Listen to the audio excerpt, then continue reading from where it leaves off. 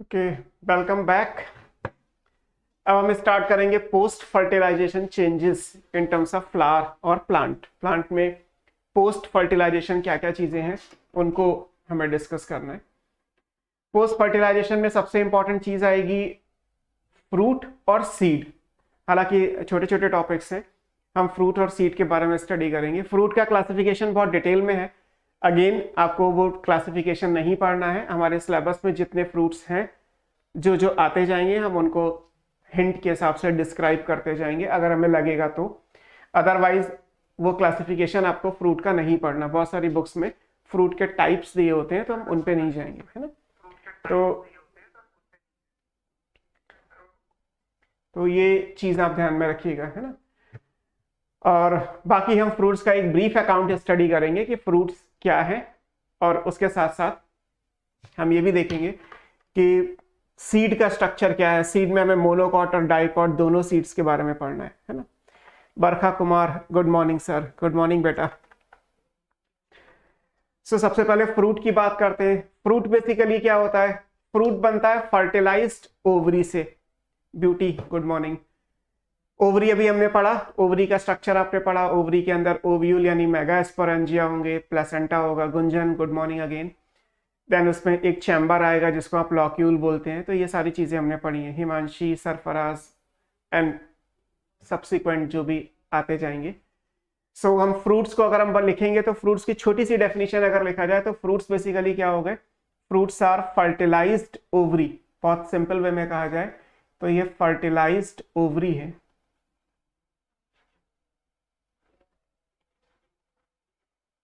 एक ovary after fertilisation जिस structure में चेंज होगी उसको हम क्या बोलेंगे? फ्रूट बोल देंगे, है ना। अब फ्रूट में होता क्या क्या है? फ्रूट में एक फ्रूट की वॉल होती है जिसको हम पेरिकार्प कहते हैं। पेरिकार्प क्या कहलाती है? This is called fruit wall, है ना।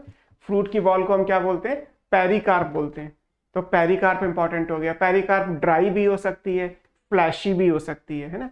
ड्राई कैसे होगी? जैसे मान लीजिए फ्रूट तो गेहूं का दाना भी है, अभी हमने बोला था। सनफ्लावर का सीड अगर आपने देखा हो तो वो सनफ्लावर का फ्रूट भी है। या चलिए आपने मटर की फली तो सबने देखी है ना, अभी हमने मटर का डायग्राम बनाया था। तो मटर की फली में जो मटर की फली का जो छिलका है वो फ्लैशी तो नहीं है, सूख जाता है। जैसे सूखी हुई मटर आएगी तो सूख जाएगा। तो that those are dry fruits. हम उनको क्या बोलते हैं? ड्राई फ्रूट बोलते हैं, बिकॉज उनमें जो पेरिकार्प है वो फ्लैशी नहीं है।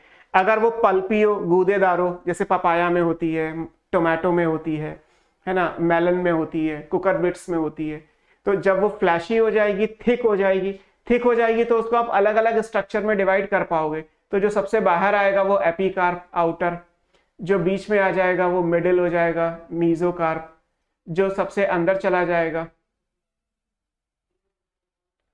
Inner, that inner structure is called endocarp, है ना।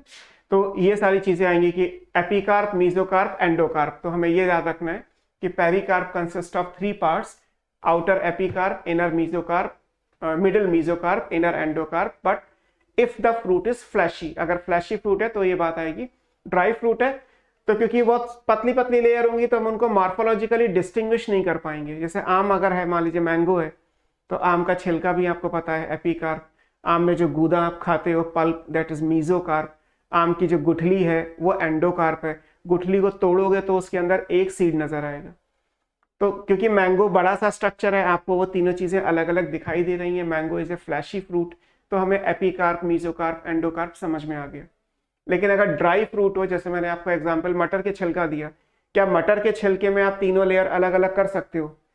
या मक्के के ऊपर जो येलो कलर की लाइन बनी है, जो येलो कलर का स्ट्रक्चर है मक्के के दाने पे, या गेहूं के दाने पे जो स्ट्रक्चर है वो, या धान के ऊपर जो ब्राउन कलर का लेयर होता है वो, क्या इनमें ये कर सकते हैं? नहीं कर सकते, बिकॉज ये ड्राई फ्रूट्स कहलाते हैं। तो ड्राई फ्रूट का मतलब हम डेली लाइफ से नहीं लेना है कि काजू बादाम ड्राई फ्रूट होते हैं, है ना। ड्राई फ्रूट का मतलब बॉटनी में ड्राई फ्रूट्स का मतलब क्या है? जिसमें पेरिकार्प फ्लैशी नहीं होती, जिसकी पेरिकार्प थिक नहीं होती, वो ड्राई फ्रूट कहलाता है। प्लेसेंटा मैंने आपको बताया एज यूजुअल फर्टिलाइजेशन से पहले भी था, अभी भी है। और सीड होंगे जो ओव्यूल से बनेंगे। तो फ्रूट बन गया ओवरी से, जो कभी ओवरी की वॉल थी वो अब फ्रूट की वॉल है। प्लेसेंटा पहले भी था, अभी भी है। और सीड्स बने हैं ओव्यूल से, तो ओव्यूल पहले बने थे, अब हम आगे क्या पढ़ेंगे, सीड का स्ट्रक्चर। तो एक टिपिकल फ्रूट के अंदर एक फ्रूट की वॉल, अंदर प्लेसेंटा और सीड। मान लीजिए आप अमरूद ले रहे हैं, गुआवा, तो गुआवा में बाहर का जो स्ट्रक्चर है जो हम खा रहे हैं वो सब फ्रूट की वॉल हो गई। गुआवा के सीड्स आप जानते ही हैं, और गुआवा के सीड्स में अंदर की तरफ कुछ धागे जैसे व्हाइट कलर के फाइबर जैसे स्ट्रक्चर्स होंगे, वो उसका प्लेसेंटा है। तो बड़ी आसानी से आप 3 पार्ट को डिस्टिंग्विश किसी भी फ्रूट के अंदर कर सकते हैं। ठीक है, अब आते हैं फ्रूट के टाइप्स के हिसाब से कि हमें थोड़ा बहुत तो पढ़ना ही है। तो फ्रूट में पहले फ्रूट्स क्या कहलाते हैं, ट्रू फ्रूट्स कहलाते हैं। ट्रू फ्रूट्स का मतलब क्या होता है, which develop from fertilised ovary. Fertilised लिखा है तो अंडरस्टूड है आफ्टर फर्टिलाइजेशन ही बात हो रही होगी। तो जो फर्टिलाइज्ड ओवरी से डेवलप होते हैं वो ट्रू फ्रूट्स कहलाते हैं। जैसे मोस्ट ऑफ द फ्रूट तो ऐसे ही होते हैं, बिकॉज आपने फ्रूट की डेफिनेशन में ही लिखा है कि fruit is nothing else, it's a fertilised ovary. तो जो ओवरी से डेवलप होंगे आफ्टर फर्टिलाइजेशन उनको हम क्या बोल देंगे, ट्रू फ्रूट्स बोलेंगे।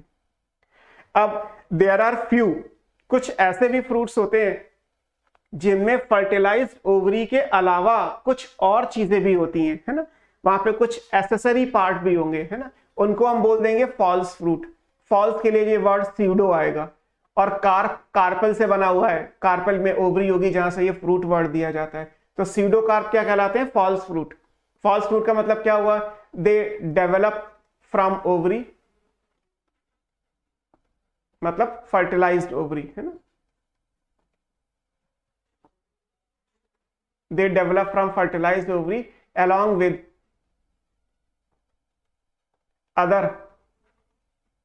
parts of the flower। अब फ्लावर में या एक्सिस में, थैलेमस में बहुत सारे पार्ट्स होंगे, तो उनमें से कोई भी चीज आ जाएगी तो उसके हिसाब से आ जाएगा। जैसे इसके एग्जाम्पल में आएगा एप्पल एंड पियर, है ना, इनमें जो एसेसरी पार्ट है वो थैलेमस है। एप्पल और पियर में जो हम खाने वाला पार्ट है हमारा, जो फ्लैशी पार्ट है वो क्या है, थैलेमस या रिसेप्टिकल कहलाता है। तो ये हमारे लिए इंपॉर्टेंट है कि थैलेमस या रिसेप्टिकल है जिसमें ये एडिबल पोर्शन आएगा। तो एप्पल में जो आप सेंटर में हिस्सा छोड़ देते हो जहां पे एप्पल के सीड्स होते हैं, वो ही बेसिकली बॉटनी के हिसाब से फ्रूट है ना। जैसे सीडोकार्प की अगर हम बात करें, फॉल्स फ्रूट, तो जनरली ये इंफीरियर ओवरी से बनते हैं। इंफीरियर ओवरी आपने क्या पढ़ा था, फ्लावर बनेगा एपिगाइनस, जिसमें थैलेमस इस ओवरी को कवर अप कर लेगा।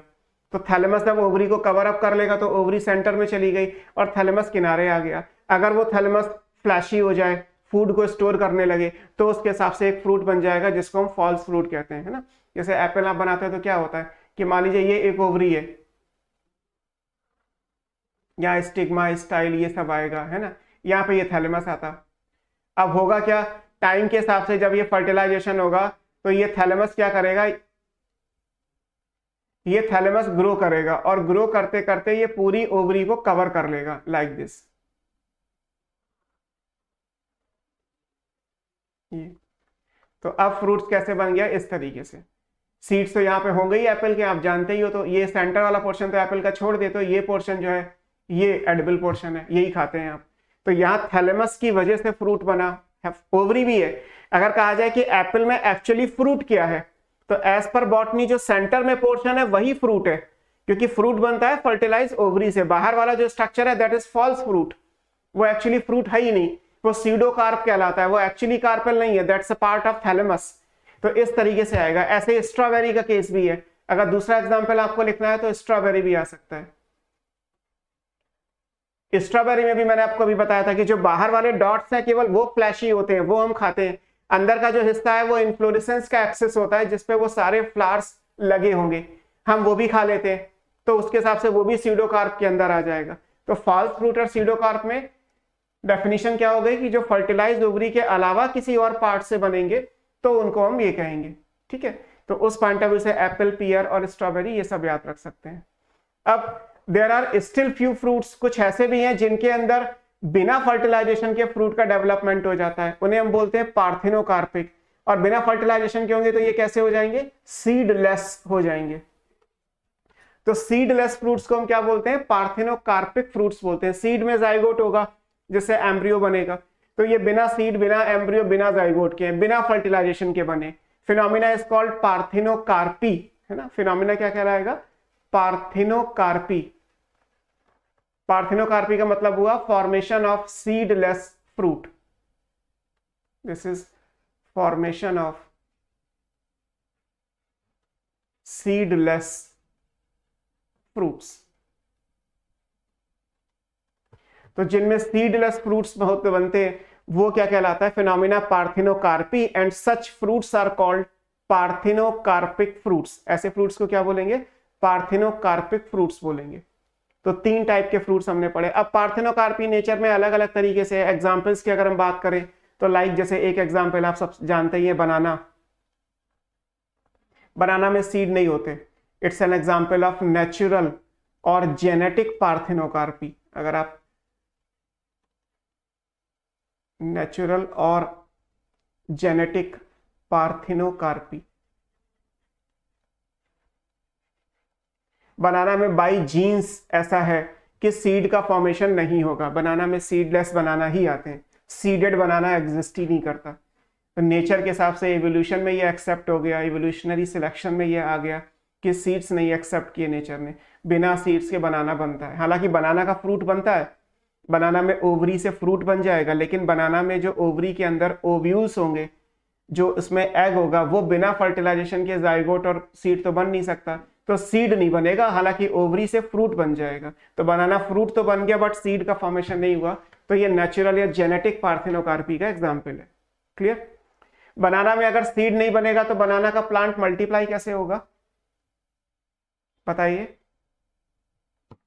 What is reason of multiplication, बनाना को लगाएंगे कैसे अगर बनाना में सीड नहीं बन रहा तो। रानी देवी, शक्कर, और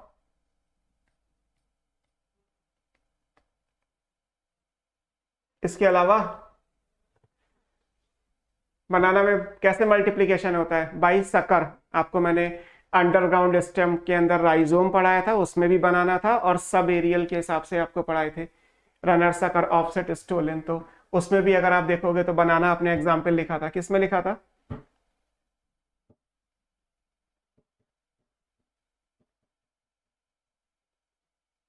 आप सबने राइजोम भी लिखा हुआ है, और शक्कर भी सही आंसर था, है ना। ऋतु ने पूरा लिख दिया, बाय वेजिटेटिव रिप्रोडक्शन ब्रैकेट में राइजोम एंड शक्कर, है ना। तो अंडरग्राउंड स्टेम के हिसाब से राइजोम आंसर आ जाएगा, सब एरियल स्टेम के हिसाब से शक्कर आ जाएगा। तो बनाना में मल्टीप्लिकेशन इस तरीके से नेचर में एक्सेप्टेड है। कुछ ऐसे भी फ्रूट्स होते हैं जिनके अंदर हम पार्थिनोकार्पी को इंड्यूस कर लेते हैं केमिकल्स का यूज करके, लाइक एप्पल आता है सीडलेस, है ना, पाइनएप्पल भी होता है सीडलेस,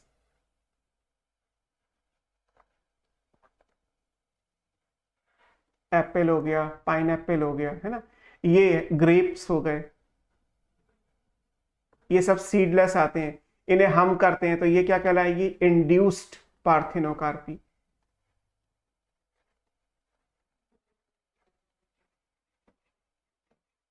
है ना, टोमेटो भी सीडलेस आते हैं बहुत सारे। तो एप्पल, पाइनएप्पल, ग्रेप्स, इनमें हम पार्थिनोकार्पी इंड्यूस करते हैं बाय यूजिंग सर्टेन केमिकल्स। आप कुछ केमिकल्स को यूज करोगे उन प्लांट्स पे, उन क्रॉप्स पे, तो उनमें सीड का फॉर्मेशन नहीं होगा, वो पार्थिनोकार्पी को इंड्यूस करने के लिए जाने जाते हैं। बता सकते हैं एग्जाम्पल। सरफराज ने पूछा है सर एपोमिक्सिस और पार्थिनोकार्पी में डिफरेंस क्या है, वो हम कभी बाद में पढ़ेंगे, अभी का ये क्वेश्चन नहीं है। अभी आप ये बता सकते हैं तो बताइए कि पार्थिनोकार्पी क्या है, वो मैंने आपको बता दिया, एपोमिक्सिस में मत जाइए अभी। पार्थिनोकार्पी क्या है वो आपके सामने लिखा हुआ है, सीडलेस फ्रूट का बनना पार्थिनोकार्पी है। मेरे हिसाब से आप जिससे कंफ्यूज हो रहे हो वो क्वेश्चन होना चाहिए था एपोमिक्सिस और पॉली एम्ब्रियोनी, क्योंकि पॉली एम्ब्रियोनी आपको 12th में पढ़ना है और वहां हेडिंग भी यही है लास्ट में, sexual reproduction in flowering plant में, कि एपोमिक्सिस और पॉली एम्ब्रियोनी क्या क्या होती हैं, है ना। फिलहाल हम उस बात पे नहीं जा रहे। हमारा क्वेश्चन ये था, मेरा क्वेश्चन आपसे ये था कि इंड्यूस्ड पार्थिनोकार्पी में अगर मैंने बोला कि कुछ केमिकल्स को यूज करके हम पार्थिनोकार्पी इंड्यूस करते हैं, तो वो कौन से केमिकल्स हैं और वो किस एग्जाम्पल में है। अब बताइए आप कोई केमिकल जिसको यूज करके आप किसी पर्टिकुलर प्लांट को सीडलेस बना रहे हो, किसी पर्टिकुलर फ्रूट को सीडलेस बना रहे हैं। ऑलरेडी एनसीईआरटी में किसी और चैप्टर में ये चीजें दी हुई हैं। दीपांशु ने लिख दिया ऑक्सिन, फरहीन नाज ने भी लिखा है ऑक्सिन, शिवानी जैन ने लिखा है एबीए, और सबा खान ऑक्सिन, शिवानी ऑक्सिन, तो चलो ऑक्सिन सब लोगों ने लिखा, मतलब एक को छोड़ दिया जाए तो ऑक्सिन, ऑक्सिन IAA। हिमांशु ने लिखा है जिब्रेलिन GA, ये भी आंसर ठीक है, ABA भी ठीक है, तीनों आंसर ठीक है।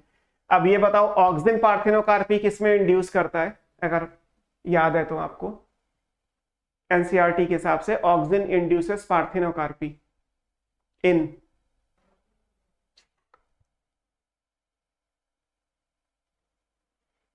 साइटोकाइनिन बेटा पार्थिनोकार्पी इंड्यूस नहीं करता हिमांशु पंडित, सारे नहीं करते। ऑक्सिन के लिए आंसर आ गया फरहीन नास पाइनएप्पल, सबा खान पाइनएप्पल, तानिया जायसवाल पाइनएप्पल, विधि पाइनएप्पल, शिवानी पाइनएप्पल, और बाकी के भी अगर आते हैं तो राइट आंसर है। ऑक्सिन में ऑक्सिन किसमें पार्थिनोकार्पी इंड्यूस करता है, पाइनएप्पल के अंदर। GA किसमें इंड्यूस करता है, next question. Gibberellic acid induces parthenocarpy in grapes, Vidhi ने लिखा हुआ है। और कोई, शुगर केन में पार्थिनोकार्पी क्यों करेंगे शिवानी जैन, शुगर केन के सीड की क्या जरूरत है, शुगर केन सीड से थोड़ा लग रहा है। ग्रेप, सबा खान ने लिखा हुआ है, लेकिन एनसीईआरटी में ग्रेप नहीं है, एप्पल तो ऑक्सिन में होगा।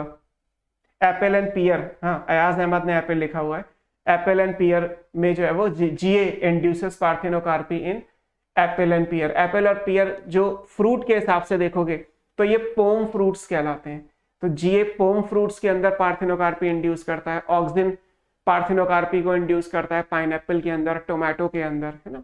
मतलब इसलिए आपको ये याद दिलाया कि पार्थिनोकार्पी आगे किसी और चैप्टर में भी आप पढ़ते हो, है ना, बस कोरिलेट करने वाली बात थी कि कुछ पार्थिनोकार्पिक फ्रूट्स के बारे में यहाँ दे रखा है और कुछ पार्थिनोकार्पी जिनको इंड्यूस किया जाएगा यूजिंग द सर्टेन केमिकल्स, उनको आप कहीं और पढ़ते हैं। तो मैंने वो लिंक करने के लिए आपसे ये डिस्कस किया। एक ऐसा भी केस है जिसमें पार्थिनोकार्पी इन्वायरमेंटल है, दैट इज कैप्सिकम। कैप्सिकम के अंदर इसे हम बोलते हैं इन्वायरमेंटल पार्थिनोकार्पी।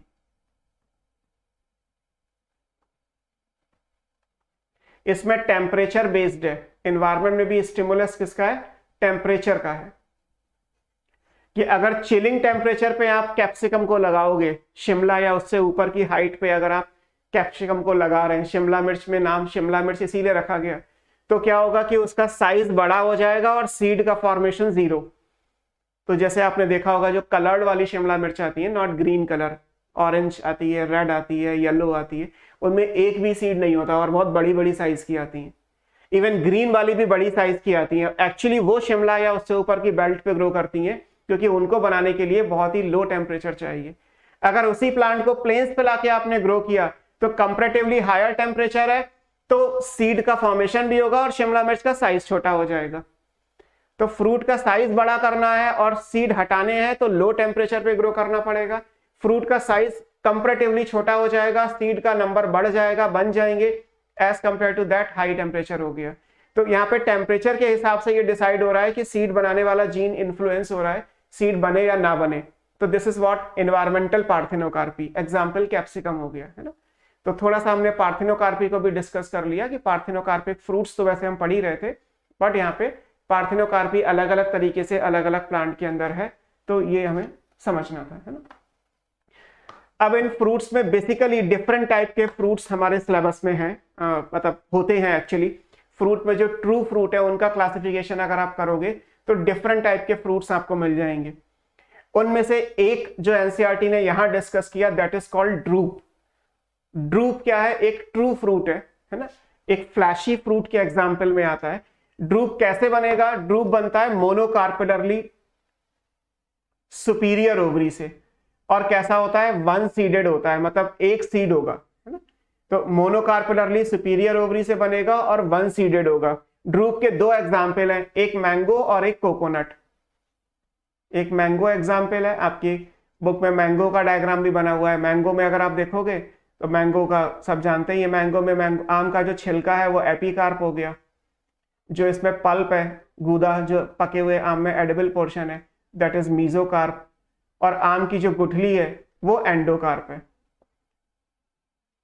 अंदर आपको वन सीड, एक सिंगल सीड नजर आएगा, तो ये सीड हो गया, है ना। तो mango is the example of drupe. लेकिन ड्रूप की डेफिनेशन क्या है, ड्रूप की डेफिनेशन ये है कि जब फ्रूट के अंदर एंडोकार्प हार्ड हो, इतनी हार्ड जितना पत्थर होता है, स्टोनी, तो जब हार्ड स्टोनी एंडोकार्प होती है, लाइक स्टोन हार्डनेस है, तो ऐसे फ्रूट को हम ड्रूप बोलते हैं। Drupe develop from monocarpellary superior ovary one seeded having hard stony endocarp. तो जब एंडोकार्प हार्ड स्टोनी होगी तो उसको हम ड्रूप बोलेंगे। दीपांशु ने जो पूछा मैं वही बेटा बता रहा हूं आपको। आपने पूछा ड्रूप का बेसिक मीनिंग क्या है, तो ड्रूप का मीनिंग क्या है, हार्ड स्टोनी एंडोकार्प। अगर एंडोकार्प किसी भी फ्रूट की हार्ड है लाइक स्टोन, तो ऐसे फ्रूट को ड्रूप बोला जाता है ना। यही ड्रूप का मीनिंग है एक्चुअली। तो जैसे आप पके हुए आम में है, आम की गुठली को तोड़ने की कोशिश करो, काटने की कोशिश करो, नहीं कटेगी। जब बहुत छोटा सा आम होगा, कच्चा आम है, आम का बहुत छोटा सा साइज, क्योंकि अभी फ्रूट डेवलपिंग स्टेज में है, तब तो आप एक चाकू को यूज करके आम के 2 टुकड़े कर सकते हो, आम की गुठली भी कट जाएगी, अंदर आपको एक छोटा सा आम का सीड नजर आएगा। लेकिन फिर आम में अचार वाला जब आम बन जाता है तो कहते हैं आम में जाली पड़ गई है, अब वो कटेगा नहीं। हम सरौते से या मैकेनिकल प्रेशर लगा के उस आम को काटते हैं, और जब और पक जाएगा तब तो वो बिल्कुल नहीं कटेगा। आप आम की गुठली को तोड़ने की कोशिश करो, हथौड़े मार मार के तोड़ोगे तो टूटेगी, वरना नहीं टूटेगी, बिकॉज एंडोकार्प हार्ड स्टोनी है जो एक सीड को अंदर कैरी कर रखा है, उसने वन सीडेड होता है। So mango is the example of. ये पूछा जाए कि मैंगो का एडिबल पोर्शन क्या है, तो मीजोकार्प एडिबल है ना। ऐसे क्वेश्चंस भी ध्यान में रखने होते हैं आपको कि अगर आ गए कि किसी भी फ्रूट का एडिबल पोर्शन क्या है, तो देखना यह है कि बॉटनी के हिसाब से एडिबल क्या है, ये नहीं कि हम क्या खाते हैं। मान लीजिए मैं तो आम को पूरा खा लेता हूँ, कच्चा आम में आम का छिलका भी खा लिया मैंने, तो एपिकार्प भी कंज्यूम हो गया, मैंने तो आम की गुठली भी खा ली। बहुत से लोग खा लेते हैं, मैं भी खा लेता हूँ कच्चे आम की, तो इसका मतलब मैं तो पूरा आम खा लूंगा। लेकिन राइट आंसर ये नहीं है, गलत हो जाएगा। आम में एक्चुअली एडिबल पोर्शन क्या है, उसका मीजोकार्प। तो मीजोकार्प इज एडिबल, है ना। ये बात याद रखिएगा कि मैंगो में जो एडिबल पोर्शन है वो क्या है, मीजोकार्प है। ऐसे क्वेश्चंस पुराने तो बहुत सारे आते थे, अभी तो हमें जो सिलेबस में पढ़ना है वो इंपॉर्टेंट है, मीजोकार्प इज एडिबल, है ना। दूसरा एग्जांपल क्या दिया है, दूसरा एग्जांपल एक्चुअली कोकोनट दिया हुआ है। ड्रूप में दूसरा एग्जांपल क्या दिया है, कोकोनट।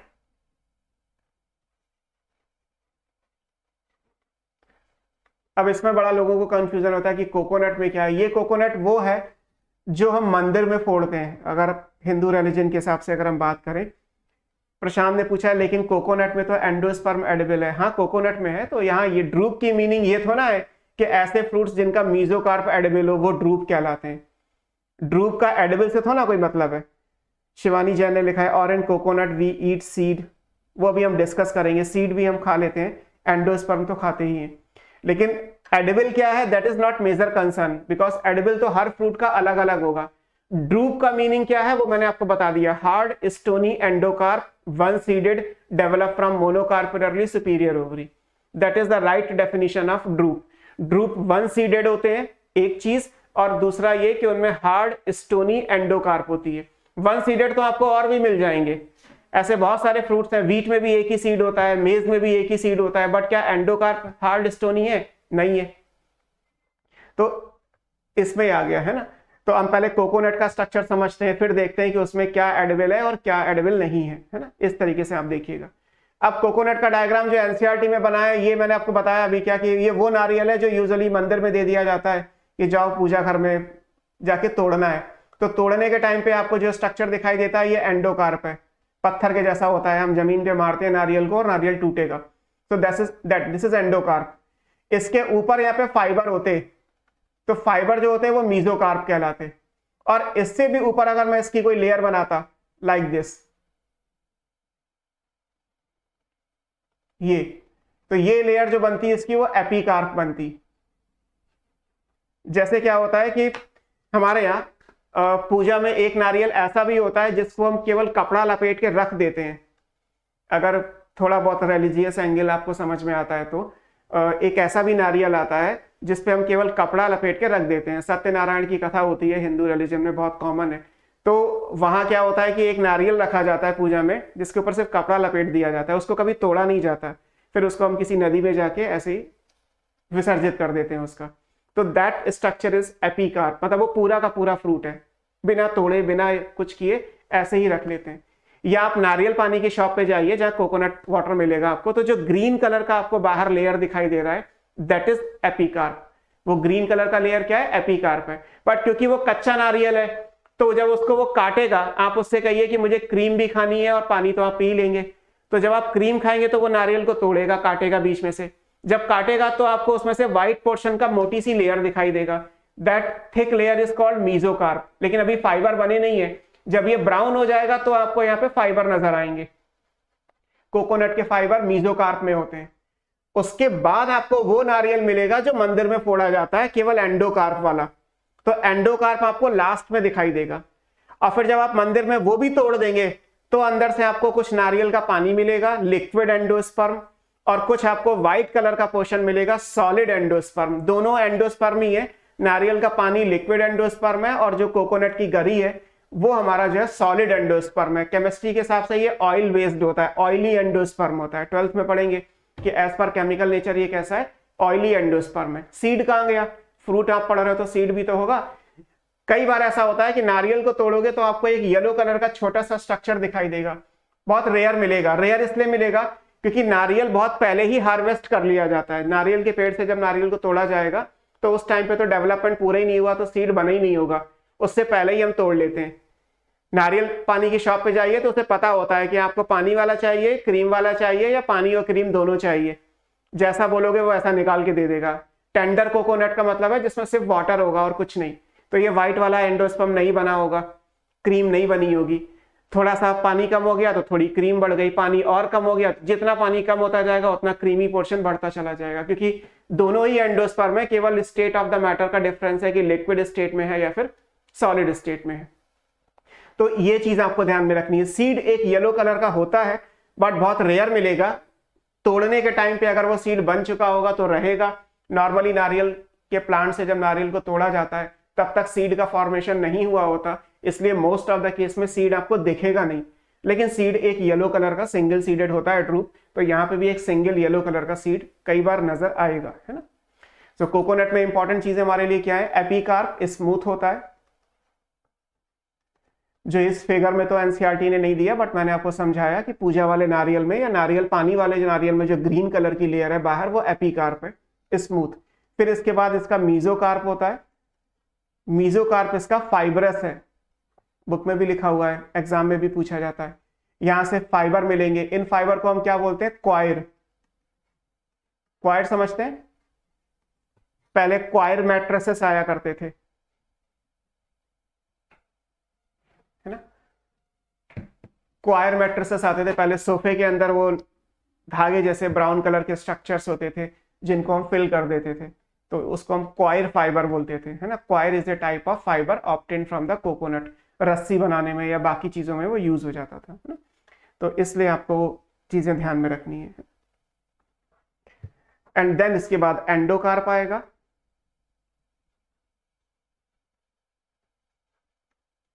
एंडोकार्प इसका हार्ड स्टोनी है ही, आप जानते ही हैं। मैं कलर चेंज कर देता हूं, उस दिन भी किसी ने बोला था मुझे। एंडोकार्प जो है वो हार्ड है, स्टोनी है, जिसकी वजह से ये ड्रूप है। इसको वहां पे साउथ इंडिया में कोपरा कहा जाता है। Copra is the hard shell of coconut. और इसको तोड़ेंगे आपको तो उसके बाद एंडोस्पर्म मिलेगा। एंडोस्पर्म दो स्टेट में है, सॉलिड भी है और लिक्विड भी है। एक सिंगल सीड होगा, है ना, स्मॉल येलो कलर का होगा। ये दिखाई दे ना दिखाई दे ऑप्शनल है, बिकॉज बहुत सारे केस में आपको ये नहीं दिखाई देता, है ना। तो जो कोकोनट का डिस्क्रिप्शन है पूछा जाता है। कोकोनट एक ऐसा प्लांट है जिसका each and every plant part south India में जहां कोकोनट होता है वहां ग्रो किया जाता है। हिंदू रिलीजन में इसको हेवेंस ट्री बोलते हैं, है ना। स्वर्ग में जो पेड़ लगे हैं वो कोकोनट के लगे हैं, तो रिलीजियस एंगल भी है। और इसको आप अपनी डेली लाइफ में ले जाओ तो साउथ इंडिया या बांग्लादेश का नेशनल ट्री है कोकोनट, तो वहां पे कोकोनट का ईच एंड एवरी पार्ट, उसके रूट से लेके उसका स्टेम, उसकी लीफ, ब्रांच तो होती नहीं उसमें स्टेम में, अनब्रांच स्टेम होता है। लीफ से बहुत सारे आर्टिकल्स बनाए जाते हैं। फिर फ्लावरिंग जो आएगा वो भी है, फिर उसमें फ्रूट भी है, उसमें सीड भी है, फ्रूट के अलग अलग लेयर्स हैं जिनको अलग अलग तरीके से यूज किया गया। So each and every part is of economic importance, है ना। अब आप लोगों के डाउट मैं देखता हूँ क्या आप कह रहे थे ऊपर। यस सर तो आपने कर हमारे को मेरे क्वेश्चन के लिए लिखा था ग्रीन कलर का। उसके बाद शिवानी जैन ने लिखा है सर यहाँ एंडोस्पर्म को सीड क्यों लिखा है। वो तो मैंने आपको बताया कि वो डायग्राम जो है वो कोई प्रॉपर डायग्राम नहीं है एनसीईआरटी में। आप जहां एंडोस्पर्म है वहां एक्चुअली एंडोस्पर्म ही है, सीड तो आपको बहुत कम दिखाई देगा। आप जब नारियल को देखोगे ना नेचर में, तो लाइक कि अगर ये नारियल है तो आपको यहाँ पे 3 डॉट्स दिखाई देंगे। किसी भी नारियल को जो पूजा में नारियल तोड़ा जाता है उसको अगर हम देखें तो वहां पे 3 डॉट्स नजर आएंगे, है ना। इन डॉट्स के नीचे एक छोटा सा सीड होता है अगर तोड़ के देखा जाए तो, depending on the developmental stage. अगर डेवलपमेंटल स्टेज है, सीड बन चुका होगा तो दिख जाएगा, नहीं बन चुका होगा तो नहीं दिखाई देगा, है ना। कोकोनट में सीड देखना भी अपने आप में एक रेयर प्रोसेस है, बिकॉज टाइम से पहले हार्वेस्ट कर लिया गया तो सीड का डेवलपमेंट हो नहीं पाया, है ना। ठीक है, सो मैंगो और कोकोनट आपके सिलेबस में थे तो मैंने वही डिस्कस किए कि मैंगो और कोकोनट में क्या पॉसिबिलिटी हमारे पास है। अब नेक्स्ट पे चलते हैं, टॉपिक हमारा है सीड, है ना। ये फ्रूट के बारे में हो गया। हमें फिलहाल ड्रूप के अलावा कोई और फ्रूट नहीं पढ़ना, हमें सिर्फ इतना ही डिस्कस करना था, तो ये याद रखिएगा।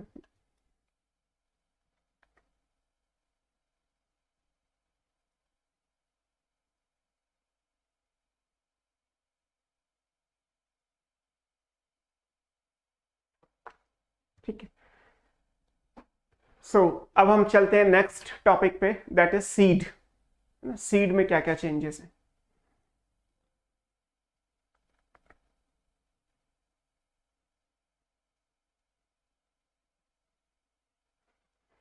सीड क्या होगा, सीड को बोला जाता है fertilised ovule. Ovule after fertilisation जो है वो सीड में चेंज होता है, तो वो चीज आपको देखनी है कि seed is what, fertilised ovule, है ना। ये इंपॉर्टेंट है ना।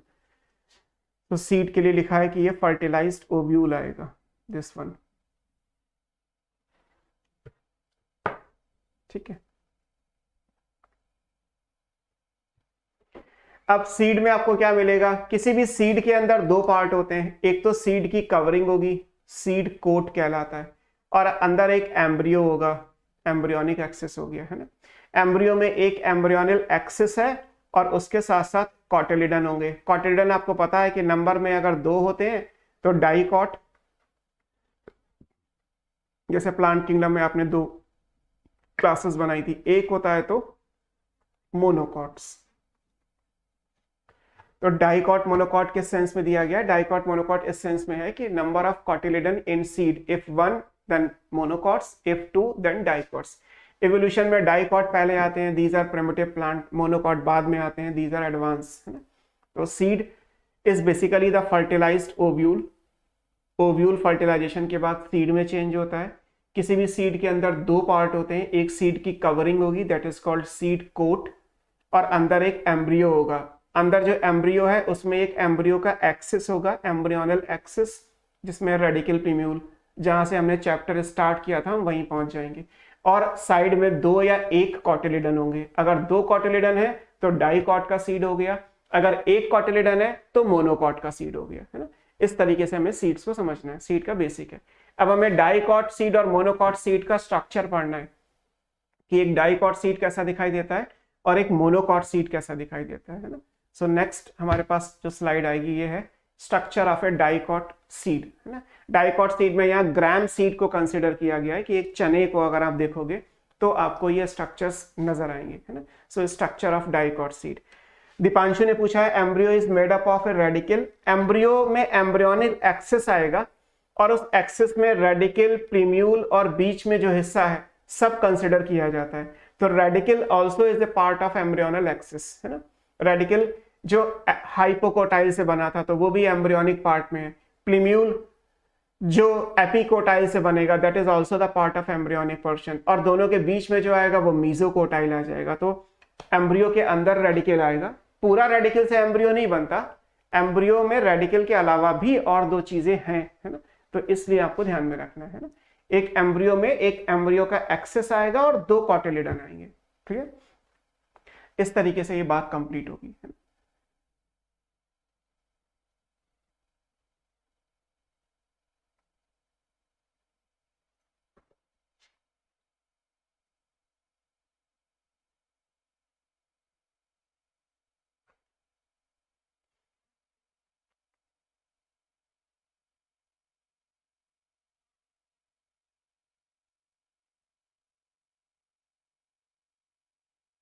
So structure of A monocot seed, हम मोनोकॉट सीड के स्ट्रक्चर की बात करते हैं तो इसमें आपके बुक में जैसे ग्राम सीड को लेके समझाया गया है। अगर आप एक ग्राम सीड को देखोगे तो ये ग्राम सीड है,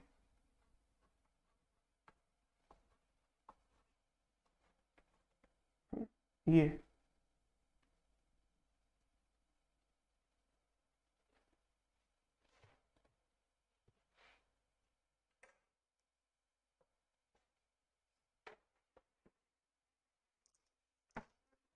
सचिन सर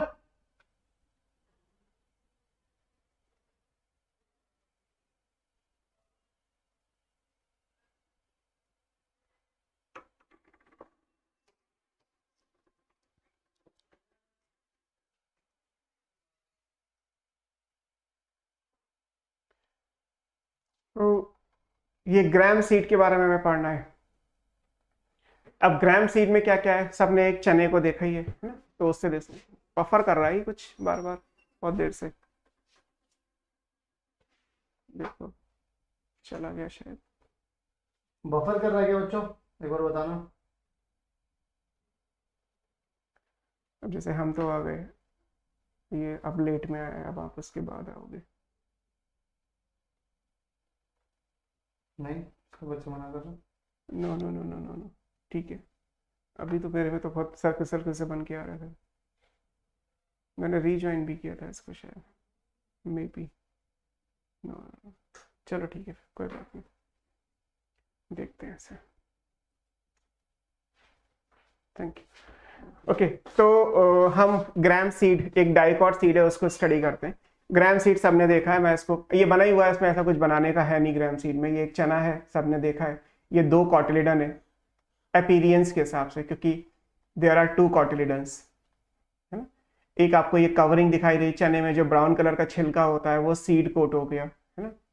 और ये एक लाइन आपको नजर आएगी जो 2 कॉटिलिडन के बीच में है, ये लाइन हाइलम कहलाती है ना, रिज जो कहलाएगा, है ना, स्कैर, एक निशान जो नजर में आएगा वो, है ना। ओके, और बीच में यहाँ पे एक पोर नजर आएगा, छोटा सा ये पोर बना हुआ है, that pour is called micropyle. तो ये आपको बाहर से अगर आप चने को देखोगे तो इस तरीके से स्ट्रक्चर नजर आएगा, है ना। सीड कोट 2 पार्ट में होता है। सीड कोट अगर आप लिखोगे तो सीड कोट 2 टाइप का है, मतलब 2 लेयर में होता है। एक आउटर लेयर है, आउटर लेयर को हम बोलते हैं टेस्टा, सीड टेस्टा, और एक इनर लेयर होती है, उसको हम बोलते हैं टैगमेन। तो ये 2 लेयर्ड सीड कोट है। एक हाइलम है, हाइलम आपको मैंने बताया कि ये स्क्वायर है, एक निशान बना हुआ है, एक लाइन बनी हुई है लाइक दिस। ये जो लाइन बनी हुई है जो चने के बीच में आपको क्लियर दिखाई देती है, इस लाइन को हाइलम कहते हैं, जिसकी वजह से अटैच होगा। 12th में एक्चुअली ओव्यूल का स्ट्रक्चर दिया हुआ है एनसीईआरटी में, तो वहां से भी आप हाइलम और माइक्रोपाइल इनको देख सकते हो। माइक्रोपाइल क्या है, ये एक छोटा सा पोर है जो हाइलम के ऊपर होता है। और कॉटिलिडन का काम क्या होता है, ये फ्लैशी होते हैं, full of reserve food. In cotyledon के अंदर रिजर्व फूड होगा तो आपको वो रिजर्व फूड मिल जाएगा। तो एक डाइकॉट के सीड का स्ट्रक्चर इस तरीके से है ना। अगर मैं अपने हिसाब से बनाऊं तो आप इसको ऐसे बना सकते हो, लाइक ये चने का सीड इस तरीके से नजर आएगा। यहाँ पे मेरे हिसाब से एक छोटा सा पोर नजर आएगा। अगर मैंने साइड व्यू बनाया है तो ये पोर माइक्रोपाइल हो गया। माइक्रोपाइल का काम क्या होता है, क्योंकि इसके अंदर यहाँ पे कोई एम्ब्रियो होगा अंदर की तरफ, तो जो भी यहाँ पे अंदर की तरफ एम्ब्रियो आएगा वो बाहर से नहीं दिखाई देगा, वो अंदर से होगा, है ना, वो देखेंगे। ये 2 कॉटिलिडन हो गए, और जब ये लाइन आगे एक्सटेंड करके आप ले जाओगे यहाँ पे, तो यहाँ पे आपका जो है वो हाइलम आ जाएगा। हाइलम हो गया, है ना, एच है ये, ठीक है। अब एम्ब्रियो और माइक्रोपाइल, तो माइक्रोपाइल का फंक्शन क्या है, माइक्रोपाइल का फंक्शन ये है कि ये 2 काम करेगा। एक तो गैसियस एक्सचेंज, जैसे होता ही है कि चने को आप जब भी भिगो उसमें स्प्राउटिंग हो ही जाती है, और 1 साल बाद अगर भिगोगे तब भी हो जाएगी। इसका मतलब है उस 1 साल तक चने के अंदर जो एम्ब्रियो है वो सरवाइव कर रहा है ना, लिविंग टिश्यू तो है। अगर लिविंग टिश्यू सरवाइव कर रहा है तो उसे ऑक्सीजन तो चाहिए रेस्पायर करने के लिए, और कार्बन डाइऑक्साइड भी रिलीज करेगा। तो जो O2CO2 का गैसियस एक्सचेंज है वो कहाँ से होगा, तो वो माइक्रोपाइल से होगा। और दूसरी चीज क्या कि जब हम चने को भिगोते हैं और वो स्प्राउट बनता है तो जो वाटर की एंट्री होगी जिसकी वजह से इम्बाइबेशन होगा, सीड टेस्टा रैप्चर होगा, रेडिकल प्रिम्यूल बाहर आएंगे। तो स्प्राउटिंग के टाइम पे, जर्मिनेशन के टाइम पे जो एब्जॉर्प्शन ऑफ वाटर है वो भी यही करता है, absorption of water during seed germination.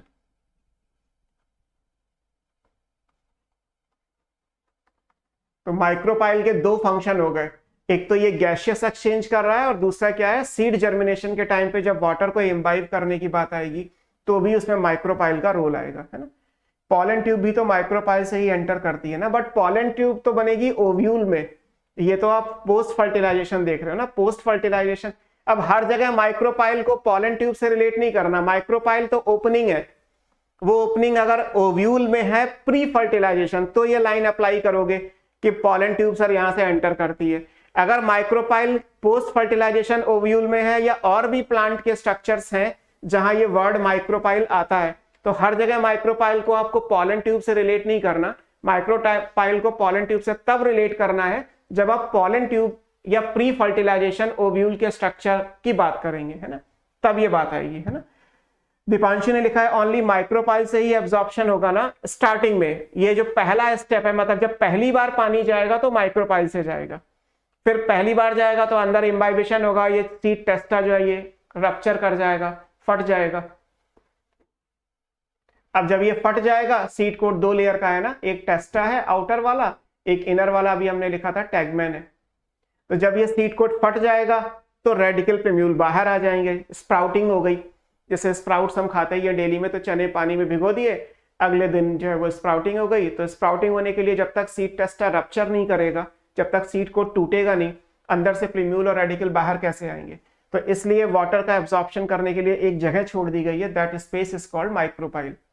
तो ये आपको दोनों चीजें याद रखनी है ना। जहां तक इस एम्ब्रियो की बात है, मान लीजिए मैं इसको खोल के बना दूं कि चने का स्ट्रक्चर ओपन करके बना दूं, तो जैसा बुक में बना था कि ये एक कॉटिलेडन है, अंदर ये एक्सेस आएगा एक्चुअली इस तरीके से,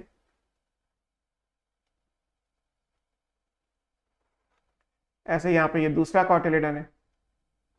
तो ये तो हो गए दो कॉटिलेडन। कॉटिलेडन का काम क्या है, रिजर्व फूड मटेरियल को कैरी करना, स्टोर करना। और बाकी चीजें क्या है, बाकी चीजें वेरिएबल हैं। बाकी चीजों में क्या है, लाइक जो कॉटिलेडन के ऊपर का हिस्सा है वो है एपिकोटाइल।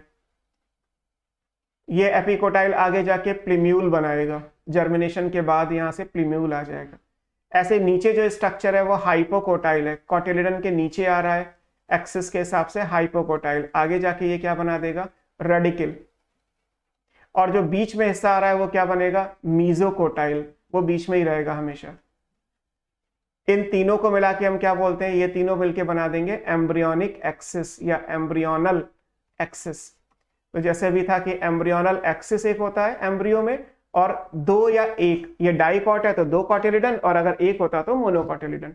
तो इस टाइप का स्ट्रक्चर बनके तैयार हो जाएगा। यहीं से हमने मॉर्फोलॉजी को शुरू किया था कि अगर यही एपिकोटाइल जर्मिनेट कर जाए तो यहाँ से प्लिम्यूल और आगे जाके शूट और स्टेम और ब्रांचेस, और यही हाइपोकोटाइल जब नीचे ग्रो करेगा टुवर्ड्स ग्रेविटी तो यहाँ से बनेगा रेडिकल, आगे जाके ये टैप रूट बनाएगा, टैप रूट डिवाइड करके टैप रूट का सिस्टम बना देगा।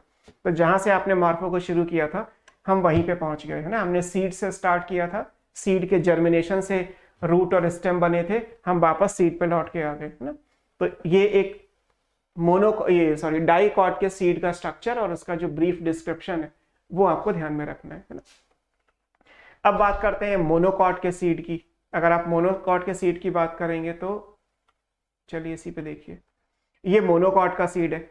मोनोकॉट के सीड में हमें क्या देखना है, मोनोकॉट के सीड में हमारे पास जो एग्जाम्पल है वो एग्जाम्पल है हमारा एंडोस, ये मेज का सीड बना हुआ है। बेसिकली ये सीड किसका है, दिस इज ऑफ मेज।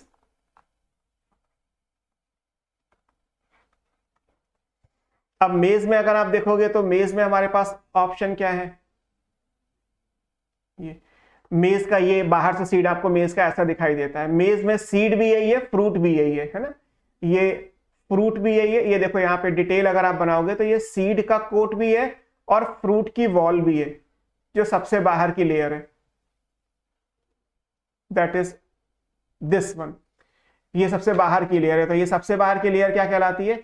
ये सीड कोट भी है और फ्रूट की वॉल भी है। सीड कोट यानी सीड का कवरिंग और फ्रूट की वॉल यानी कि पेरिकार्प। मैंने आपको बेसल प्रेजेंटेशन पढ़ाया था अभी, और बेसल प्रेजेंटेशन में ये बताया था कि सीड की ये ओवरी की वॉल और ओव्यूल के बीच में बहुत थोड़ा सा स्पेस है। जब फर्टिलाइजेशन होगा और जब इस ओव्यूल से सीड बनेगा, जब ग्रोथ होगी, तो ओव्यूल की वॉल और ओवरी की वॉल यानी सीड की कवरिंग और फ्रूट की कवरिंग दोनों मिक्स कर जाएंगी, दोनों इनसेपरेबल हो जाएंगी, दोनों को अलग अलग नहीं कर सकते। तो दैट स्ट्रक्चर इज फॉर्म, जिसको हम बोलते हैं seed coat and fruit wall. इसके ठीक नीचे यहाँ पे एंडोस्पर्म आएगा।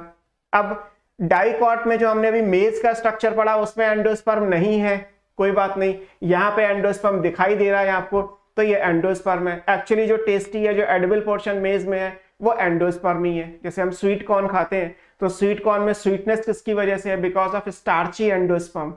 मेज का स्पर्म कैसा होता है? स्टार्ची होता है, स्टार्च का बना हुआ है। तो बिकॉज ऑफ दैट स्टार्च जब वो माउथ में जाएगा, हम च्यू करेंगे तो पार्शियली डाइजेस्ट होगा, हमें मीठा लगेगा, तो स्वीट कॉर्न शुगरी हो जाएगा वो। तो उस वजह से एंडोस्पर्म यहाँ पे एडिबल आएगा।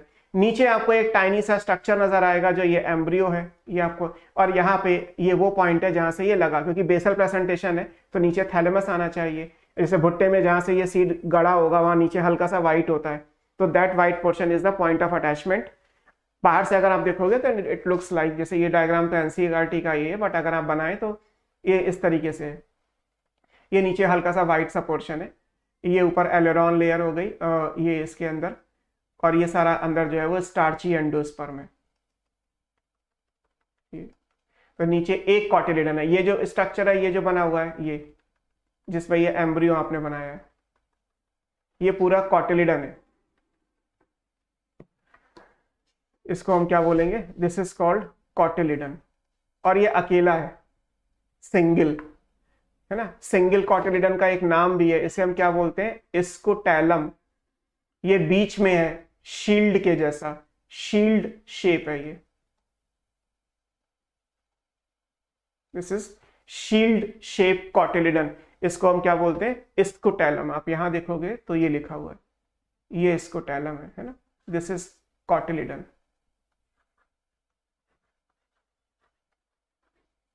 है ना। तो इधर भी लिख दिया है मैंने, उधर भी लिख दिया है ना। ये एंडोस्पर्म हो गया। अब ये एलेरॉन लेयर क्या है? एलेरॉन लेयर क्या है कि एक्चुअली ये जो सीड कोट, फ्रूट वॉल और एंडोस्पर्म के बाहर की layer, this is outer layer of endosperm. ये एंडोस्पर्म के बाहर की ही लेयर है, क्योंकि अगर आप देखोगे इसमें सबसे बाहर तो हो गया सीड कोट, उसके बाहर हो गया फ्रूट की वॉल यानी पेरिकार्प। दोनों ड्राई है फ्रूट्स। ड्राई फ्रूट्स में आपको बताया था कि पेरिकार्प फ्लैशी नहीं होती, तो उसके हिसाब से ये आ गया। और फिर यहाँ पे ये लेयर आ जाएगी, ये जो आपको लेयर बनी हुई है, ये लेयर एलेरॉन लेयर है। तो ये एंडोस्पर्म अंदर है, एंडोस्पर्म में जो है सबसे बाहर का आएगा वो ये। इन तीनों को मिला के आप बेसिकली एलेरॉन लेयर बोलते हो। एंडोस्पर्म कैसा होता है? पोलाइडी के हिसाब से ट्रिप्लॉइड। एंजियोस्पर्म में एंडोस्पर्म कैसा पढ़ा था हमने प्लांट किंगडम में? ट्रिपल फ्यूजन के बाद बनता है, तो कैसा होगा? ट्रिप्लॉइड होगा। तो एलेरॉन की पोलाइडी लेवल भी क्या निकल के आ जाएगा? ट्रिप्लॉइड। क्योंकि एलेरॉन लेयर में लिविंग क्या है? पोलाइडी का मतलब है क्रोमोसोम, और क्रोमोसोम तो सेल के अंदर होंगे, सेल जब लिविंग होगी तभी तो आएगा। सीड कोट डेड हो गया, पेरिकार्प डेड हो गई, तो एलेरॉन में अगर पोलाइडी लेवल आएगा तो किसका आएगा? Because of endosperm. तो जो एंडोस्पर्म का है वही एलेरॉन का, वही फ्रूट की वॉल का, वही सीड कोट का मान लिया जाता है। तो सीड कोट, फ्रूट वॉल और एलेरॉन ये सब मिलके एक स्ट्रक्चर बना रहे हैं जिसको हम बाहर से एलेरॉन लेयर बोलते हैं, है ना। और इसमें अगर कोई प्रॉपर्टी आती है सेल के हिसाब से, लाइक इसका पोलाइडी लेवल क्या है, तो 3n, क्योंकि एंडोस्पर्म का 3n है, इसका है। सीड कोट में जो सेल्स होंगी वो डेड होंगी, फ्रूट की वॉल में जो सेल्स होंगी वो डेड होंगी। डेड होंगी तो कोई न्यूक्लियस नहीं, कोई क्रोमोसोम नहीं।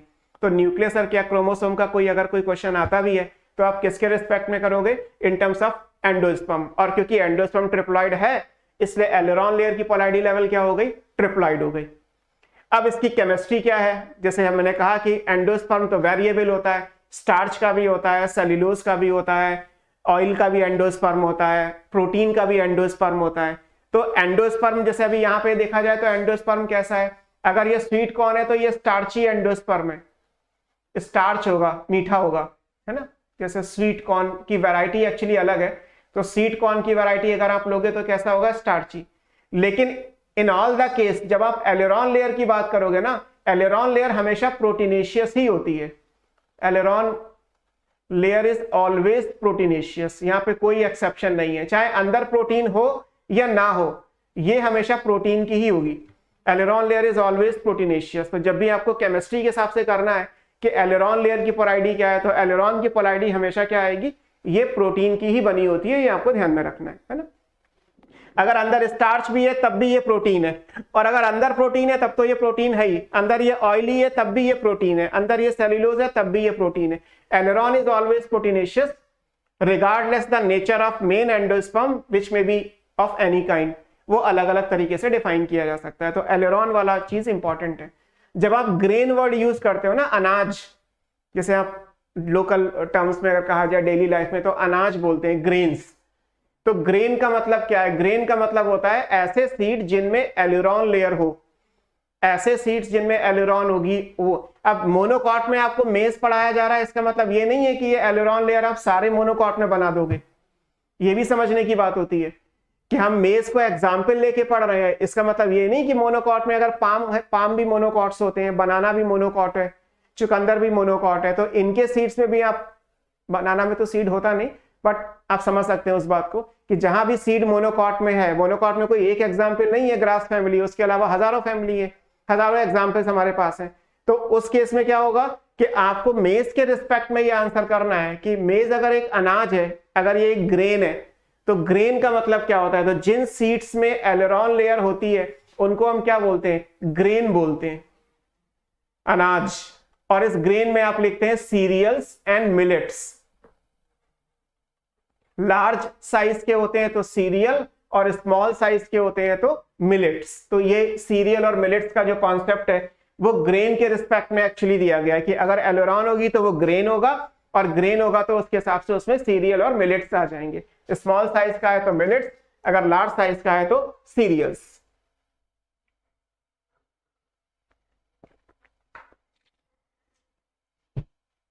क्लियर?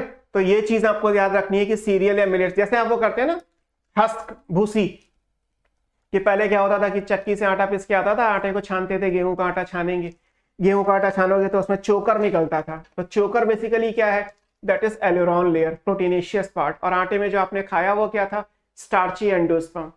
आजकल क्या हो गया है, सबको बता दिया गया, या मीडिया में या न्यूज में या ओवरऑल हमें ये दिखाया जाता है कि भैया कार्बोहाइड्रेट वाली डाइट कम लेनी है वरना मोटे हो जाओगे, कार्ब्स कम करने हैं, प्रोटीन ज्यादा से ज्यादा लेनी है, क्योंकि जो हम देखते हैं वही मार्केट में बिकने लगता है। अब प्रोटीन की इंपॉर्टेंस आ गई तो क्या हुआ कि जो चोकर पहले कैटल्स को खिलाया जाता था अब हम खुद ही खाने लगे। अब क्या आ गया, होल व्हीट आटा। आशीर्वाद के पैकेट पे लिखा होता है होल व्हीट आटा, मतलब पूरा गेहूं जो है पीस दिया गया, इतना फाइन कि अगर आप छानोगे भी तो भी एलेरॉन का पोर्शन, प्रोटीन का पोर्शन अलग नहीं होगा, वो उसी में मिल गया। तो इसका मतलब आटे की क्वालिटी ज्यादा हो गई। और क्या हो गया, अब तो सब जगह मल्टीग्रेन आटा भी आ गया। अब तो ज्वार, बाजरा, जई, रागी, पता नहीं क्या क्या मिलाने लगे। ये सब मिलेट्स थे जिनको बहुत कम लोग खाते थे, कि ज्वार बाजरा भी है, आटा भी है, मतलब मल्टीग्रेन आटे का कॉन्सेप्ट आ गया सो दैट प्रोटीन ज्यादा हो। आप अगर देखोगे तो हम गेहूं को क्यों आटे में यूज करते हैं ट्रेडिशनली, बिकॉज गेहूं में, व्हीट में स्टार्च का एंडोस्पर्म है और वो हमारे काम का है, हमें आटे बनाने में यूज होता है। चावल स्टार्च का है, चावल में तो जो हस्क होती है ऊपर की, धान में जो ऊपर की लेयर है वो तो हटाई दी जाती है, तो राइस इज प्योरली स्टार्ची। फिर अगर हम मेज में देखें तो दोनों ऑप्शन है, मक्के का आटे वाला वैरायटी अलग है और मक्के में जिससे स्वीट कॉर्न बनते हैं वो वैरायटी अलग है। एक में स्टार्ची एंडोस्पर्म है, एक में प्रोटीन का एंडोस्पर्म है। और बाकी अगर आप देखोगे लाइक ज्वार, बाजरा, रागी, जई, जौ, इन सब में तो सीड्स बहुत छोटे छोटे होते हैं। तो एलेरॉन तो हर जगह होगी बट अंदर एंडोस्पर्म कम हो जाएगा, तो प्रोटीन की क्वांटिटी अगर देखा जाए तो पर सीड बढ़ती चली जाएगी। सो बिकॉज ऑफ कि वो हाई प्रोटीनेशियस है, पहले कैटल्स को खिलाने में यूज करते थे, आजकल हम खुद ही उन चीजों को यूज होने लगे। मल्टीग्रेन बिस्किट्स आ गए, मल्टीग्रेन आटा आ गया, मल्टीग्रेन ओट्स निकल के आ गए। तो इन सब में ये एलेरॉन का कॉन्सेप्ट इंपॉर्टेंट हो गया इन terms of nutritional value, because ये प्रोटीन का बना होता है। और अगर पोलाइडी लेवल हो तो एंडोस्पर्म। एलेरॉन के काफी सारे क्वेश्चंस मिलेंगे आपको, इट्स एन इंपॉर्टेंट टॉपिक, इसीलिए हमने इतना इसको डिस्कस भी किया हुआ है। ओके, हिमांशु पंडित ने लिखा है सर हाई प्रोटीन किस में होता है? हाई प्रोटीन अगर आप पार्ट वाइज कह रहे हो तो अलेरॉन में ही प्रोटीन आएगा। रफेज भी कहते हैं, रफेज या चोकर, वो तो आप कुछ भी कह लीजिए। आजकल रफेज नहीं है, आजकल तो यही इंपॉर्टेंट है। आजकल तो मल्टीग्रेन आटा या होल व्हीट आटे का ही कॉन्सेप्ट आ गया। इवन आप प्लांट ब्रीडिंग पढ़ोगे तो वैरायटीज ऐसी भी बनाई गई जिनके अंदर ये वाला पोर्शन ज्यादा हो, हाई प्रोटीन कंटेंट, है ना। तो प्रोटीन कंटेंट वाली गेहूं की वैरायटी, जबकि गेहूं की वैरायटी में तो स्टार्च होना चाहिए था। गेहूं का मेन यूज क्या है? गेहूं का मेन यूज तो ये है ना कि आप आटे में यूज कर रहे हो, बाकी सब चीजों में तो आप कुछ और भी यूज कर सकते हो। तो उस पॉइंट ऑफ व्यू से ये आपको स्ट्रक्चर समझना था। अब अगर हम इसको सेक्शन में कट करके देखेंगे तो एम्ब्रियो कहाँ गया? ये एम्ब्रियो है पूरा। अगर हम इसको पढ़ेंगे सो दिस इज एम्ब्रियो। ये जो ब्राउन कलर सा यहाँ पे दिखाया गया ये पूरा एम्ब्रियो है। अब इस एम्ब्रियो में क्या है? प्लीम्यूल। प्लीम्यूल का मतलब यहाँ पे क्या हो गया? एपिकोटाइल। तो ये तो है रेडिकल। रेडिकल का मतलब यहाँ पे क्या हो गया? हाइपोकोटाइल। तो ये भी है। लेकिन और बीच में मान लीजिए अगर मैं यहाँ पे लिख भी दूं, नहीं लिखा है एनसीईआरटी ने, यहाँ पे बीच में लिख दोगे तो क्या बन जाएगा? मीजोकोटाइल। तो ये भी आ गया। ये एम्ब्रियो का एक्सिस है। लेकिन यहाँ पे दो कवरिंग एक्स्ट्रा है, एक एपिकोटाइल के ऊपर कोलियोप्टाइल और एक हाइपोकोटाइल के ऊपर कोलियोराइजा। तो क्योंकि यहाँ पे एम्ब्रियो साइड में है, साइड में कैसे है? लाइक दिस, कि अगर हम इसको समझें तो ये एम्ब्रियोनिक एक्सिस आएगा और एम्ब्रियो आप देखोगे तो इस एक्सिस के साइड में है। जबकि अगर आप डाइकॉट का बनाओगे तो क्या है? दो कॉटिलिडन के बीच में आ रहा है। तो डाइकॉट का एम्ब्रियो तो कॉटिलिडन के बीच में सेफ है, उसको नेचर ने प्रोटेक्शन नहीं देना था, तो एपिकोटाइल मीजोकोटाइल के ऊपर कोई एक्स्ट्रा कवरिंग नहीं बनाई गई। लेकिन मोनोकॉट में जो एम्ब्रियो है वो लेटरली प्लेस्ड बोला जाता है, एक्सिस के साइड में है, और साइड में है तो डैमेज होने के चांसेस ज्यादा हैं। तो नेचर ने क्या किया है कि रेडिकल और प्रीम्यूल को प्रोटेक्ट करने के लिए एक्स्ट्रा कवरिंग बना दी है। Those covering are called coleoptile and coleorhiza. Coleoptile है प्रीम्यूल के ऊपर और कोलियोराइजा है हाइपोकोटाइल के ऊपर। तो एक्चुअली जो एम्ब्रियो बनेगा, एम्ब्रियोनिक एक्सिस, वो इन पांचों को मिला के बनेगा। ये पूरा हमारा हो गया embryonal axis along with one cotyledon, जो लास्ट है शील्ड के जैसा है। शील्ड के जैसा होगा तो इसको हम स्कूटेलम बोलते हैं, है ना। तो ये एक कॉटिलिडन होगा इसमें।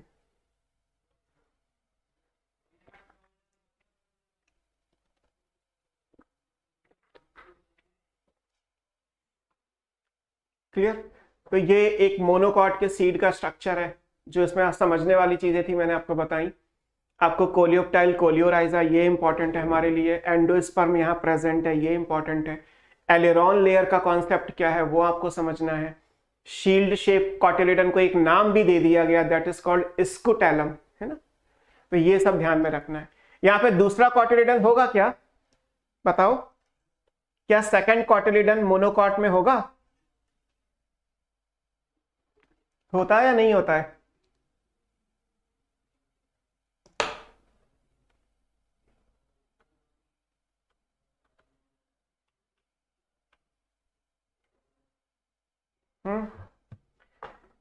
यस, बताएंगे आप में से कोई?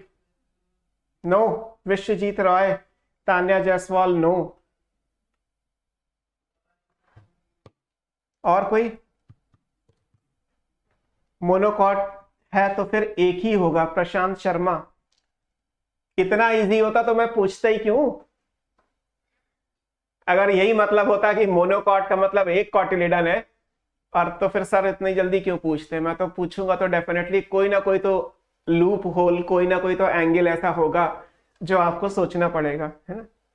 बताओ, फरहीन ने लिखा है यस सर रिड्यूस्ड होता है।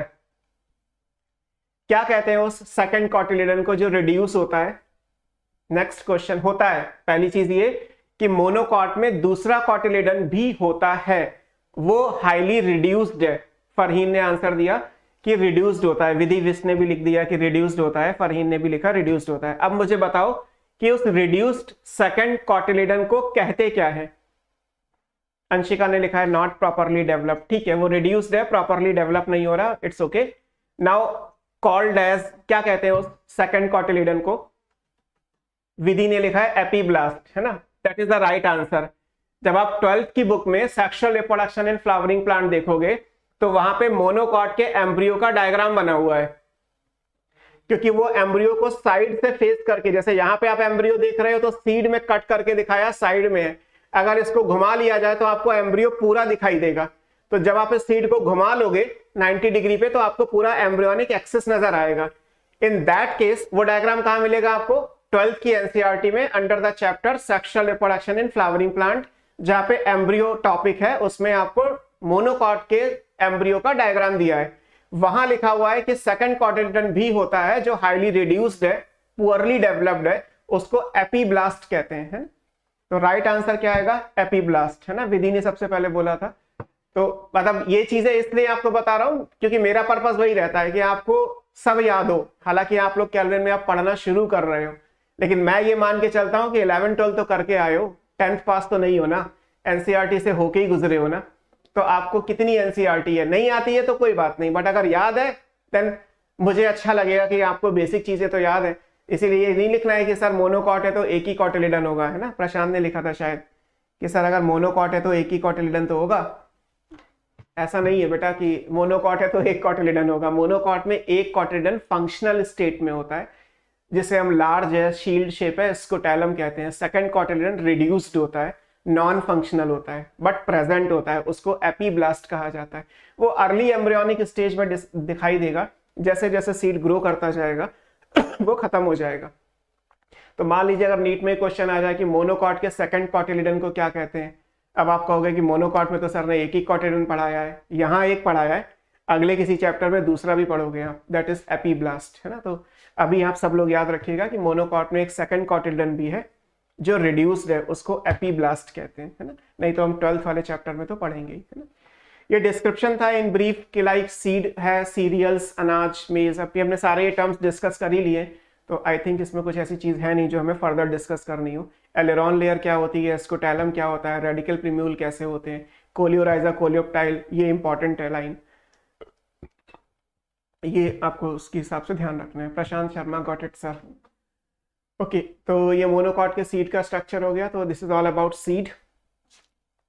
अब हमें नेक्स्ट पढ़ना है सेमी टेक्निकल डिस्क्रिप्शन, जिसमें आप फ्लोरल डायग्राम और फ्लोरल फार्मूला के बारे में पढ़ते हैं, है ना। अभी तक हमने जितना भी पढ़ा है starting from root up to the seed, root, stem, leaf, flower, flower में आपने inflorescence and parts of the flower के बारे में पढ़ा, एंड देन फ्रूट और सीड आज कंप्लीट किया। तो मॉर्फोलॉजी का बेसिक एंगल मतलब 80% चैप्टर पूरा हुआ।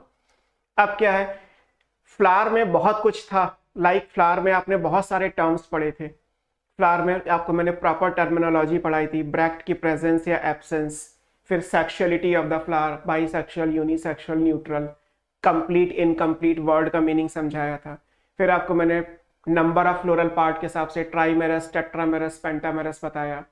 फिर आपको मैंने उसमें फ्लावर में सिमेट्री पढ़ाई, एक्टिनोमार्फिक, जाइगोमार्फिक और एसिमेट्रिक।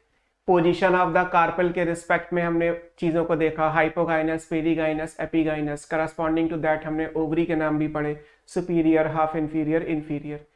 फिर हमने फ्लावर के पार्ट्स पढ़े, कैलिक्स, करोला, एंड्रोशियम, गाइनीशियम, और उनमें भी हमने डिफरेंट टाइप के टर्म्स पढ़े, लाइक जैसे एंड्रोशियम में आज ही आपने बहुत सारे पढ़े, मोनोएडल्फस, डायएडल्फस, पॉलीएडल्फस, सिंजिनेशियस, सिनेंड्रस, डाइडाइनेमस, टेट्राडाइनेमस, है ना, मोनेंड्रस, पॉलीएंड्रस, फ्री या फ्यूज्ड के हिसाब से। ऐसे गाइनीशियम में apocarpous, syncarpous, superior, inferior, half inferior, ovary, presentation different type का था। कैलिक्स, करोला में भी आपने अलग अलग टर्मिनोलॉजी पढ़ी थी।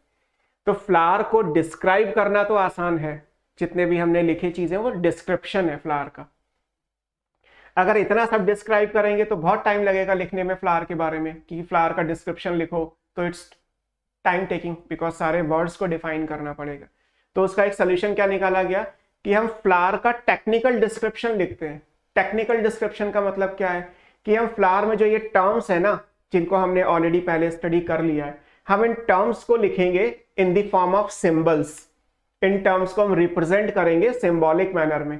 तो जब आप इन टर्म्स को सिंबॉलिक मैनर में रिप्रेजेंट करेंगे तो बन जाएगा फ्लोरल फार्मूला। लाइक कैलिक्स के लिए के लिख दिया गया, करोला के लिए सी लिख दिया, एंड्रोशियम के लिए ए लिख दिया, गाइनीशियम के लिए जी लिख दिया। अगर फ्यूज है तो ब्रैकेट बना दिया, फ्यूज नहीं है तो ब्रैकेट नहीं बनाया, एंड ऑल, बहुत सारे टर्म्स आएंगे इसमें। तो फ्लोरल फार्मूला बन के तैयार हो गया हमारा, that is technical description. But जब हम फ्लोरल फार्मूला लिखते हैं तो हमारी कुछ लिमिटेशंस हैं। फ्लोरल फार्मूला लिखने के बाद होता क्या है कि कुछ चीजें ऐसी होती हैं जो मिस हो जाती हैं। जितना भी हमने फ्लावर के बारे में पढ़ा है वो उनमें से बहुत सारी चीजें जो है वो हम सिंबॉलिक मैनर में नहीं लिख सकते। बहुत सारी चीजें हमें बना के दिखानी होती हैं। जब तक हम ड्रॉ करके नहीं दिखाएंगे हमें समझ में नहीं आएगा। तो बन जाएगा फ्लोरल डायग्राम। तो डायग्राम में भी कुछ चीजें हैं जिनके लिए शायद हमें फार्मूले की जरूरत पड़ती है, फार्मूले में कुछ चीजें रह गई जिसके लिए हमें डायग्राम की जरूरत पड़ती है। तो ये बन गया सेमी टेक्निकल डिस्क्रिप्शन। तो नेक्स्ट टॉपिक आपकी बुक में क्या दिया है कि सेमी टेक्निकल डिस्क्रिप्शन कैसा है किसी भी एंजियोस्पर्मिक फ्लावर का, जिसमें आपको दो चीजें पढ़नी है, floral diagram and floral formula. और यहां पे जो एग्जांपल आपकी बुक में दिया है that belongs to family brassicaceae, यानी मस्टर्ड का डायग्राम देके समझाया है कि मस्टर्ड का फ्लोरल डायग्राम कैसा होगा और मस्टर्ड का फ्लोरल फार्मूला क्या है। बाकी फिर आपको 3 फैमिलीज पढ़नी है, फैबेसी, सोलेनेसी, लिलिएसी। उन फैमिली में फैमिली का डिस्क्रिप्शन तो पढ़ेंगे लेकिन वहां पे उन फैमिली के भी आपको डायग्राम और फार्मूले दिए गए हैं। तो बेसिकली आपके सिलेबस में 4 डायग्राम है, 4 फार्मूले हैं। फार्मूला 4 कौन कौन से हैं? एक मस्टर्ड का बिलोंग्स टू ब्रेसिकेसी और बाकी फैबेसी, सोलेनेसी एंड लिलिएसी। ऐसे डायग्राम्स भी 4 हमारे पास हैं। One is mustard belongs to brassicaceae and rest are fabaceae, solanaceae and liliaceae. तो हमें बेसिकली ये वाला सेक्शन कंप्लीट करना है तो ये चैप्टर पूरा होगा, है ना। Semi technical description of a angiospermic flower, जिसमें floral diagram and floral formula आते हैं, है ना। आई थिंक ये हम कल स्टार्ट करेंगे, कल जब ये पढ़ेंगे, क्योंकि ये लिंक करके आपको डायग्राम आपको कैसे बनाना है। वैसे बोर्ड के बच्चे होते हैं तो उनको ये बताया जाता है कि भाई डायग्राम बनाने का एक तरीका है। हमें तो सिर्फ ये ध्यान में रखना है कि इमेज अपने दिमाग में बसा लीजिए कि ये इमेज इस फैमिली के डायग्राम की है, या ये वाला फार्मूला याद कर लीजिए कि ये इस फैमिली का है। इंपॉर्टेंट है बिकॉज एनसीईआरटी में गिवन है। तो 4 फैमिलीज के बारे में हम ब्रीफ में पढ़ेंगे। हालांकि ब्रेसिकेसी के एग्जाम्पल्स पे नहीं जा रहे। अगर आपको कैल्विन के मॉड्यूल में एग्जाम्पल्स दिए हुए भी हैं तो आपकी मर्जी है, कर सकते हैं तो याद कर लीजिएगा वरना छोड़ दीजिएगा। जो एनसीईआरटी में चीजें दी हैं दोज आर मस्ट, वो तो हमें करनी ही करनी है ना। सो नेक्स्ट क्लास में हम पढ़ेंगे floral formula and floral diagram along with the description of angiospermic family, that is Fabaceae, Solanaceae and Liliaceae। मेरी साइड से आज के लिए इतना ही। आपकी साइड से क्या है बताओ? डाउट्स किसी को कुछ पूछने हैं तो पूछ सकते हो, मोस्ट वेलकम। या कोई और डाउट आपके माइंड में है अदर देन क्यूरिकुलम स्टडी के अलावा भी रिगार्डिंग विद नीट, तो वो भी क्लियर हो सकता है ना।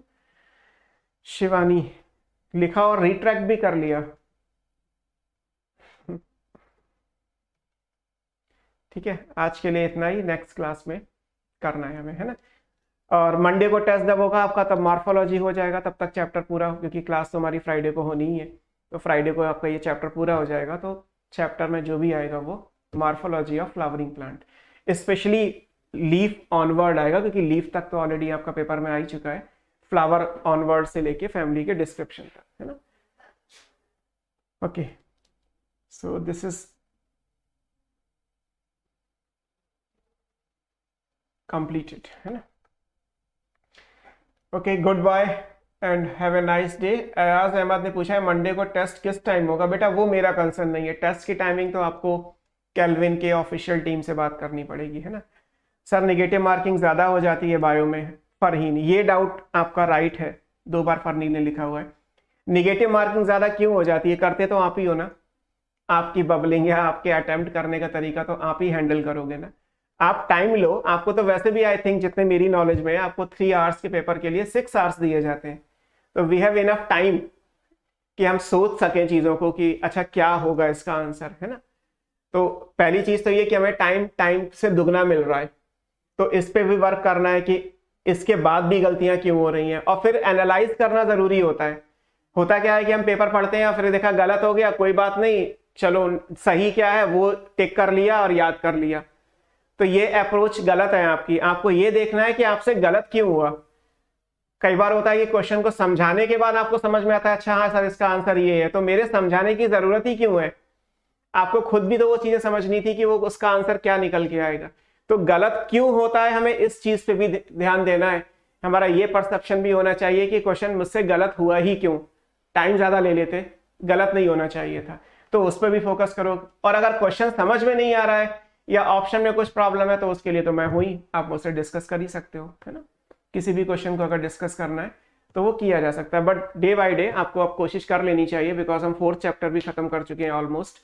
तो अब आपकी नेगेटिव मार्किंग नहीं होनी चाहिए, मतलब अब तो आप थोड़ा सिंसियर होके पढ़ाई करना शुरू कर दीजिए, क्योंकि धीरे धीरे आप इस चैप्टर अब ना बड़ी स्पीड से चैप्टर जाएंगे। अगर बॉटनी की 2-2 क्लास हो जाएंगी तो आपके पास कंटेंट भी काफ़ी हो जाएगा एक डे के हिसाब से। तो ये भी ध्यान रखना है कि वीकली अगर मेरे पास 6 क्लासेस का कंटेंट हो गया तो 1.5 घंटे एक वीक का हिसाब से मुझे उसी दिन कंप्लीट भी करना है। और जब ये धीरे धीरे बल्क होता जाएगा तो फिर रिवाइज करने का भी प्रेशर आएगा। इन सब बातों से ध्यान में रखिएगा, उसके बाद प्रैक्टिस करिएगा। ओके, क्लास को ऑफ करते हैं मैं, है ना। Have a nice day.